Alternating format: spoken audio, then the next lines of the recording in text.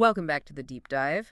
When you think about American rock history, especially women pioneers in punk and new wave, well, the name Kathy Valentine, it's got to be right up there. Absolutely. Most people know the headlines, right? Rock and Roll Hall of Famer, Bassist for the Go-Go's. Huge hits. Yeah, the essentials, but that's really just the starting point. Exactly. And our sources today, they really paint this picture of just extraordinary creative range. It goes so far beyond just those platinum albums. So our mission here, for you listening, is to give you that deep, really structured understanding of Valentine's role, not just, a member of a legendary band. Right. But as this dynamic musician in her own right, a guitarist first, actually, a composer, a memoirist, a real cultural figure. We're definitely going beyond the hits today. We want to explore the real architecture of her career, how a guitarist becomes a bassist basically overnight. Yeah, that story's wild. And how she handled the volatile band stuff, the big lawsuit. Which is pretty crushing, yeah. And how she kept coming back to her own roots, that identity, especially in the Austin and LA scenes, the blues and rock stuff. Mm-hmm. We've got a ton of sources that confirm these core identities. Musician, songwriter, memoirist, it's all there. And just to get us grounded, chronologically, born January 7, 1959, Austin, Texas. And her career spanned, decades before getting that ultimate validation, right? The Rock and Roll Hall of Fame induction with the Go-Go's, that was October 2021. Yeah, so we're going to explore the sheer dedication and persistence it took to bridge that huge gap. Okay, let's dig in. Where did it all start? What was the spark? It's always so interesting, isn't it? Trying to trace back where that spark, that moment of epiphany happens for a rock star. Yeah. And for Valentine, it wasn't like in some smoky LA club. It was watching TV halfway across the world. That's exactly right. The real defining moment, the sources say, came when she was just 14. This was 1973. Okay. She was an only child, raised by her single mom, Yep. who was an English expatriate living in Austin. And they were visiting England, and she saw Suzi Quatro performing on Top of the Pops, the iconic UK music show. And the sources really emphasized this wasn't just like, oh, cool, a rock star. It was like a fundamental revelation for her. Totally. Because up to that point, the whole idea of a woman really fronting a band, playing aggressive rock music, Yeah. it just wasn't something she'd seen in the mainstream. Not in that way. No. Quatro wasn't just a singer with a band behind her. She was this, undeniable force, playing bass, demanding your attention. Valentine herself said seeing Quatro blew her mind. Wow. It just shattered that whole idea that rock stardom was only for guys.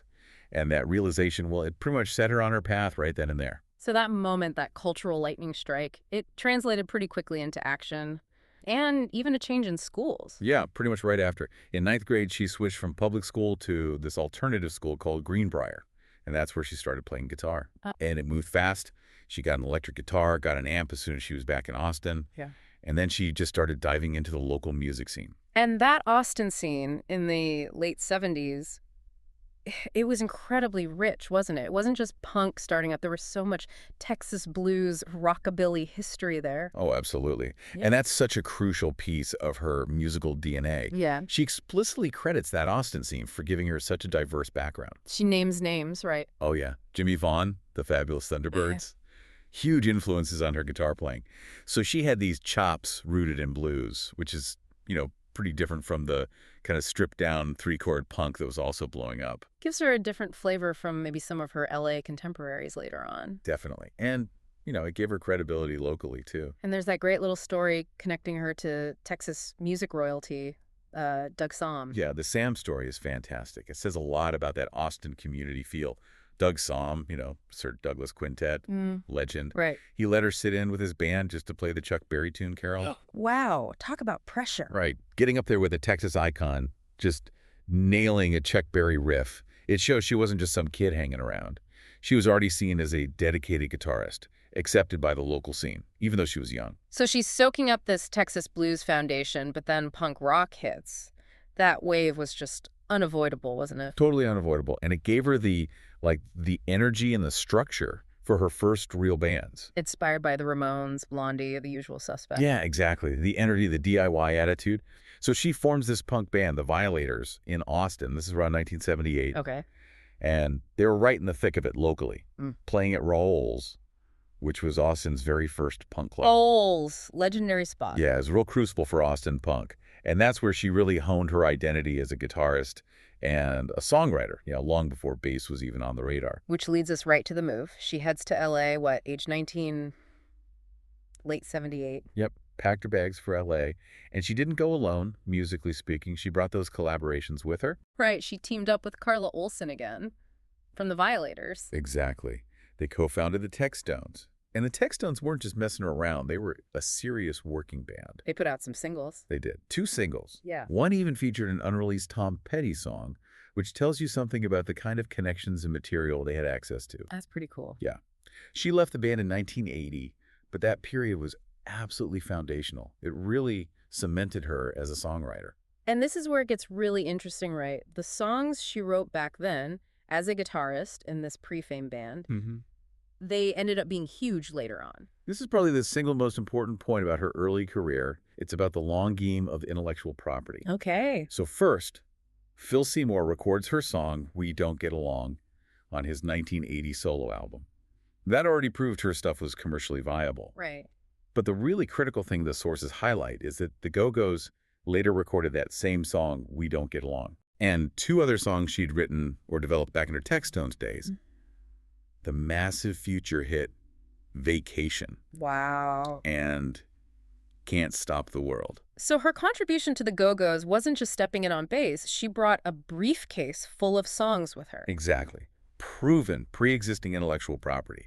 That's huge. It shows her value was multifaceted from day one. Okay, so having that songwriting foundation makes her entry into the Go-Go's even more fascinating. She's ready to contribute songs, but the way she actually gets in the band, it's like this emergency forcing this massive musical shift. Yeah, the timing was just urgent. The Go-Go's needed a bass player, like now. Yeah. Their original bassist, Margot Olivaria, was sick and ended up being replaced. Right. So Valentine, who was already known around the L.A. scene as this great rock guitarist, she gets the call to fill in. But here's the kicker, the almost unbelievable part. She wasn't really a bass player, was she? No. Not extensively, not professionally. Nope. Primarily a guitarist. So the challenge was immense. How fast did she have to switch from 6 strings to 4? It's become kind of legendary. It speaks volumes about just her raw musical talent and her ability to perform under insane pressure. She apparently learned all their songs. Which were already pretty sharp, energetic tracks. Right. High-energy punk, new wave stuff. Right. She learned them in just 4 days. 4 days. 4 days. Rehearsed with the band only twice before her first gig. That is absolutely nuts. Baptism by Fire doesn't even cover it. She had to master not just the notes, but the whole feel and function of a different instrument, the anchor, in less than a week. Incredible. So where was this debut gig? Must have been intense. Oh, yeah. Her first show with them, New Year's Eve, 1980, at the Whiskey A Go-Go. The Whiskey? On New Year's Eve? Can you imagine? One of the most famous rock clubs on the planet.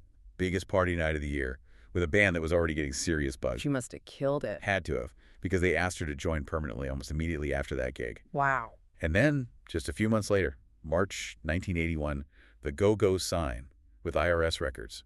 Things took off. That speed, that adaptability, switching from lead guitarist to the rhythm engine of what became the biggest all-female band ever, it just set the stage. And her songwriting, those Textones tunes, paid off right away. Absolutely, no question. Look at the classic albums. On that amazing debut, Beauty and the Beat, 1981, they recorded Can't Stop the World straight out of her earlier writing period. You're right. But her back catalog became absolutely essential for the follow-up, Vacation, in 82. Yeah, the title track basically defines that album, and that was hers. It was her Textone song, Vacation. Now, they did rework it a bit. Mostly the arrangement she worked on that with Charlotte Caffey, the guitarist. Okay. But that collaboration turned a solid punk-era song into, like, the ultimate summer pop anthem, became the title track, the first single. It showed just how valuable her existing songs were to the band's success. Instantly. Okay, then we get to Talk Show in 1984, and that songwriting partnership with her Caffey really clicks again, right? Produces maybe their biggest single. Yeah, they co-wrote the monster hit Head Over Heels for Talk Show. Huge song. It's huge. But here's where it gets nuanced again, something that often gets lost when people just say, Kathy Valentine, Go-Go's bassist. By this point, on Talk Show, She wasn't just playing bass. Right. This is fascinating. The sources say she played lead guitar on several tracks on that album. Exactly. Lead guitar. What does that tell you when the band's official bassist is playing lead guitar on tracks like the single Turn to You? Well, it tells me she's a killer guitarist who maybe wasn't content just holding down the low end. That's part of it. Yeah. Her identity was rooted in guitar, but it also hints at maybe some internal stuff happening. Like what? Well, she played lead not just on Turn to You, but also You Thought, Beneath the Blue Sky, Good for Gone. Multiple tracks. So maybe the official lead guitarist, Charlotte Cafe, was maybe struggling a bit, or maybe roles were shifting? It could suggest that. Mm-hmm. Or maybe just tremendous trust in Valentine's skills across the board. But it definitely suggests that the dynamic during the talk show recording was, let's say, fluid, or maybe tense. It certainly proves that calling her just the bass player really misses a huge part of her contribution, even on their biggest albums. And sadly, whatever that internal friction was during the talk show sessions, it seems like it led directly to the band breaking up. It really did. The difficulties internally were massive, according to the sources. It hit a breaking point when Jane Wiedlin, the rhythm guitarist, left. Okay. They tried to keep it going. Mm-hmm. Valentine actually moved back to rhythm guitar. Wow, full circle, back to guitar. Yeah. And they hired Paula Jean Brown for bass. But, the magic, the core dynamic, it was broken. The Go-Go's officially broke up just months later, May 1985. So boom, the Go-Go's end in 85, going from those massive stadium crowds, platinum records, to suddenly nothing. That must have been a huge shock, a real vacuum. Oh, absolutely. She talked about feeling completely lost, like her entire identity had just been absorbed into being a go-go. Which you hear from a lot of musicians in huge bands. It's a classic story. And that feeling, that identity crisis, really kickstarted the next phase for her, a period of, aggressive musical experimentation to try and reclaim her own thing, get back to that guitar-centric rock identity. And that meant moving away from the polished go-go sound, back towards something maybe raw. Definitely. First up was this band called The World's Cutest Killers. Great name. Right. Even the name tells you she's shifting back to a more rock, maybe slightly punk or hard rock aesthetic. And the lineup was pretty serious, wasn't it? Oh, yeah. The ambition was there. It featured Kelly Johnson, former guitarist for Girls' School. Wow, Girls' School. That's a deep cut connecting with another pioneering woman in hard rock. Exactly. A fascinating choice. Plus, her old Austin pal Jesse Sublett on bass, Craig Aronson on drums. He later became a big A&R guy. Right. And Jebin Bruni on keyboards. Yeah. So, a solid lineup. And they got a big name producer involved too, Mike Chapman. Yeah, Mike Chapman, who'd worked with Blondie, The Knack. I mean, huge hits. So getting him involved suggests they were really aiming for a proper record deal. Maybe major success. What happened? They recorded demos, but, well, the sources say the demos got scrapped. The band just fizzled out, split up. Ah, that's tough. Yeah, a big setback. It kind of showed that starting over, without that Go-Go's machine behind her, was going to be a real uphill battle. And the sources mentioned that after this, and maybe some other attempts didn't pan out, she actually stepped back for a bit, went back to school. That's right. Took some time away from the music biz grind, went back to school. It suggests a period of, really deep reevaluation after the craziness of the Go-Go's years. Which, interestingly, foreshadows her later academic pursuits, too. Exactly. That desire for knowledge beyond just music was already there.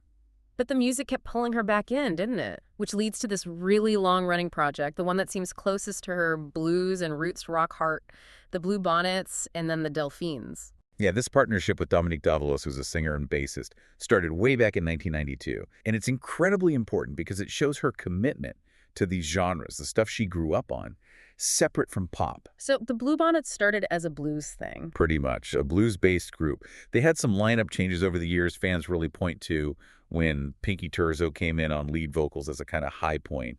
But the core idea was letting Valentine get back to that Texas blues rock guitar style. And this eventually evolved into the Delphines, which became her main focus for a while, even when the Go-Go's started doing reunions. Right. Around early 95, the BlueBonnets kind of morphed into the Delphines.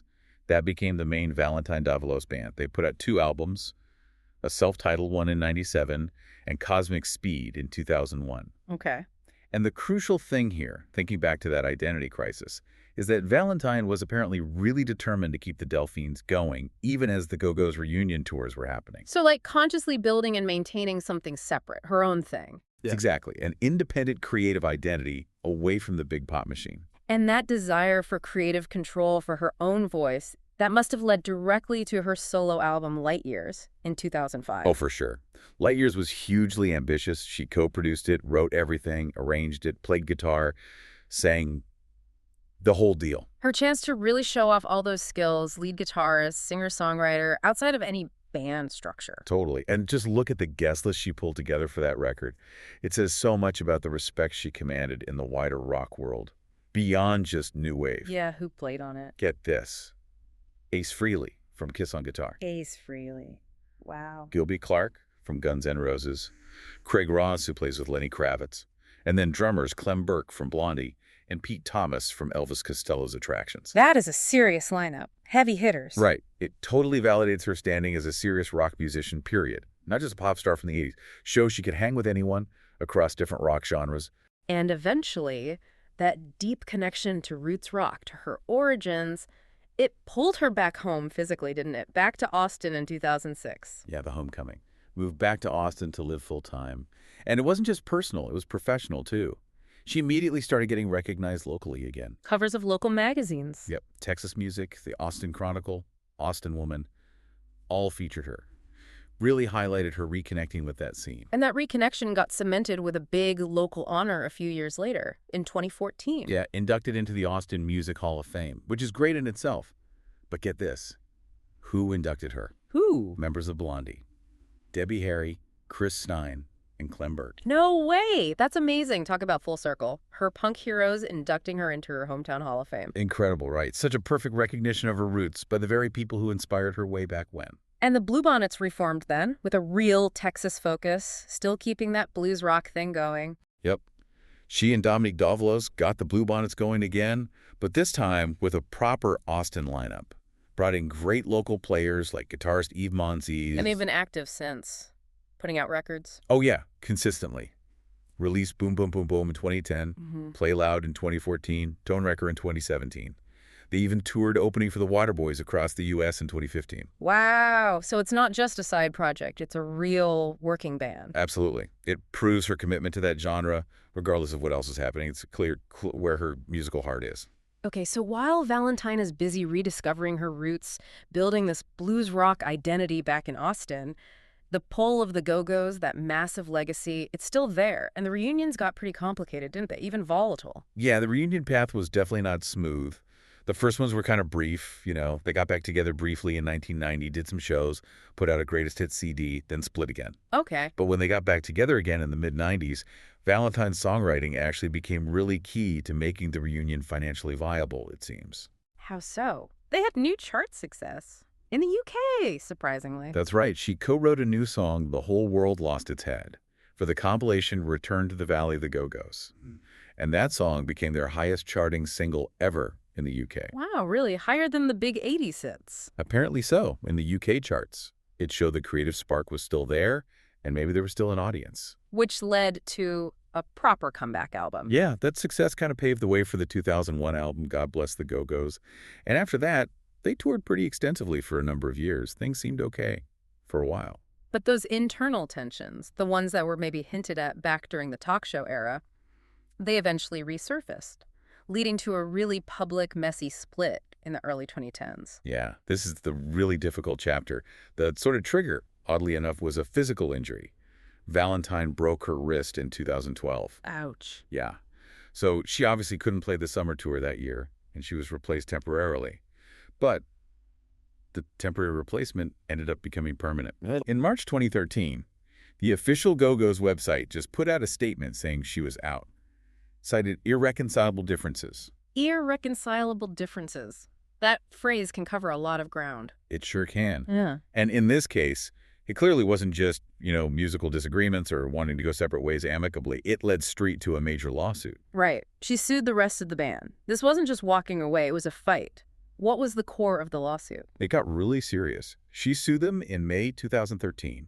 The claim was for breach of fiduciary duty and abuse of control. Okay, fiduciary duty. For listeners, that basically means the people managing the band's business have a legal obligation to act in the best financial interest of all the members, right? Exactly. So the lawsuit was basically alleging that the other members were using their power within the band structure, maybe the corporate structure, to try and squeeze her out financially. To deliberately cut her out of her share, her rightful earnings. That's what the suit claimed.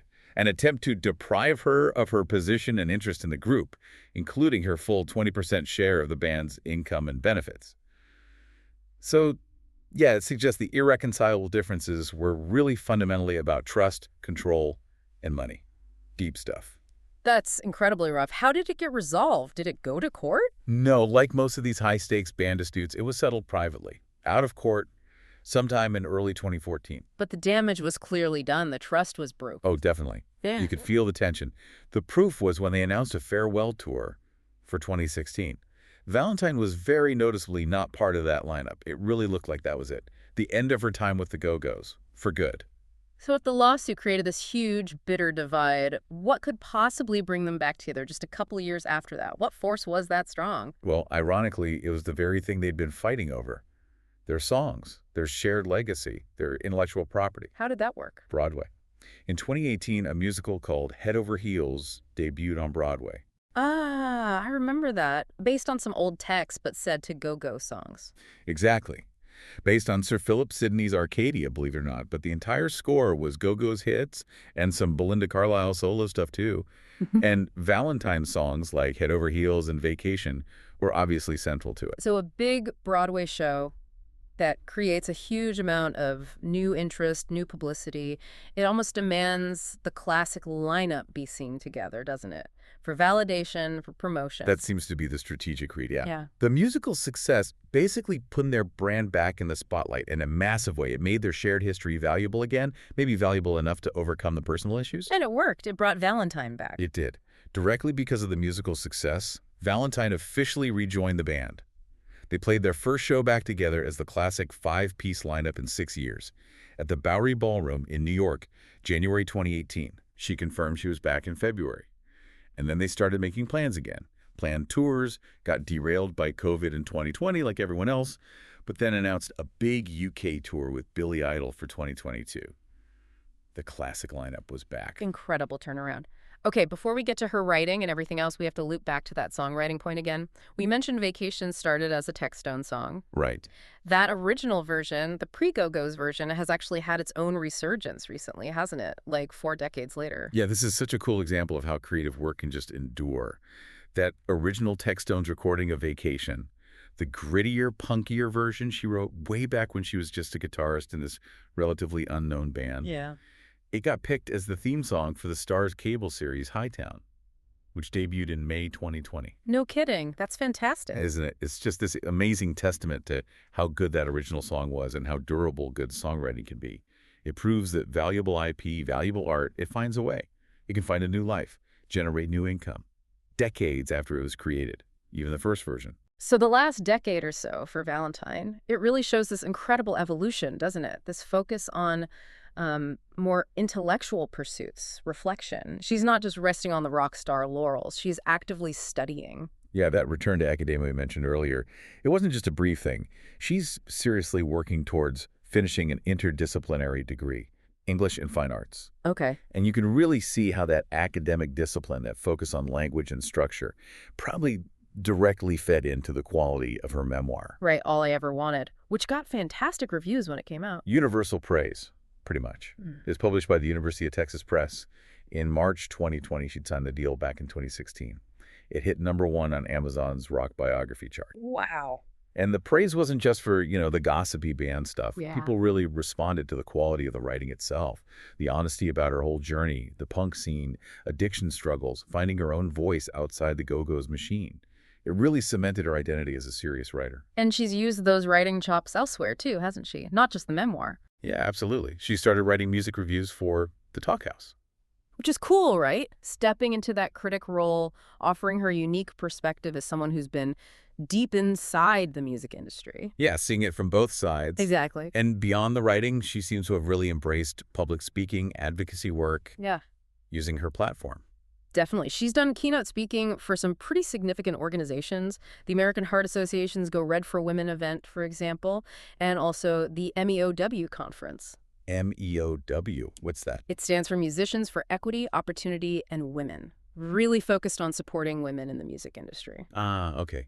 And it was at that MEOW conference where that incredible, perfect full circle moment happened, wasn't it?